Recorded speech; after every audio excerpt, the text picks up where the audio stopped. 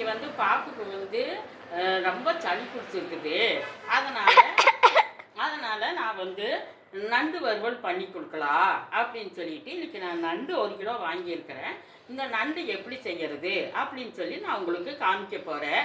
சளி பிடிச்சிருந்ததுன்னா நம்ம நண்டு சூப்பு, நண்டு வறுவல், நண்டு குழம்பு இந்த மாதிரி வச்சு சாப்பிட்டோம்னா நமக்கு சளி ஓரளவுக்கு நமக்கு குறையும். நாங்கள் வீடியோவில் இதில் வந்து நான் வந்து 2 ஸ்பூன் ஆயில் ஊற்றுறேன். எண்ணெய் ஒரு 1/2 ஸ்பூன் வெந்தயம் போட்டிருக்கிறேன்.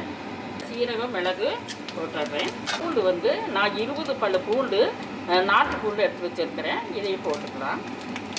நாட்டு பூண்டு அதோட நான் சின்ன வெங்காயம் 150 கிராம் சின்ன வெங்காயம் வச்சுருக்கிறேன்.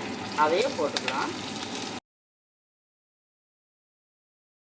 வெங்காயம் கோல்டன் ப்ரௌன் வந்துருச்சு. அதோட நான் வந்து கருவேப்பிலை இலையை நான் நண்டு 1 கிலோவை நான் வந்து இப்படி போடுறேன்.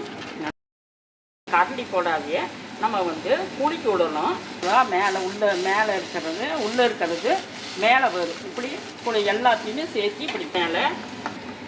இப்போ 2 தக்காளி பழத்தை நான் எடுத்து வச்சுருக்கிறேன். இந்த தக்காளி பழத்தை நம்ம போட்டுக்கலாம். நண்டு வறுவல் அதனால் மூடி போடாத நம்ம குலுக்கி விடணும். அதோட நான் வந்து ஒரு 1/2 ஸ்பூனு மஞ்சத்தூள் வச்சுக்கிறேன். அதை சேர்த்து நம்ம போட்டுட்டு மறுபடியும் குலுக்கி விடலாம். கீழே இருக்கிறது மேலே வரணும். அதனால் நம்ம வந்து இப்படி குலுக்கி விட்டுக்கலாம். குலுக்கிட்டா உப்பு நான் வந்து 1/2 ஸ்பூன் உப்பு எடுத்து வச்சுருக்கிறேன். அது இப்போ நான் மூடி போட்டுக்கிறேன். A few moments later. Garam masala நான் வந்து ஒரு 1/4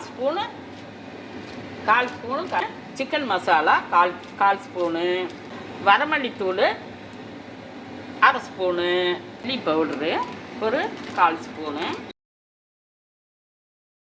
A few moments later. சூப்பராக வெந்துருச்சுங்க. வெந்துருச்சு வறுவல். இப்போ pepper powder, black pepper powder ஆச்சியில் நான் எல்லாமே ஆச்சி தான் யூஸ் பண்ணிட்டு இருக்கிறேன். மல்லித்தலையை நான் வந்து போட்டுக்கிறேன். ஏன்னா மல்லித்தலையை போட்டோம்னாவே ரொம்ப சூப்பராக வந்து வாசமாக இருக்கும்.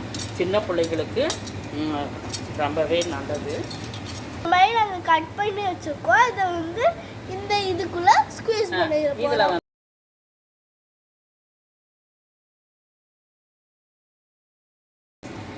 நண்டு வறுவல் ரெடி.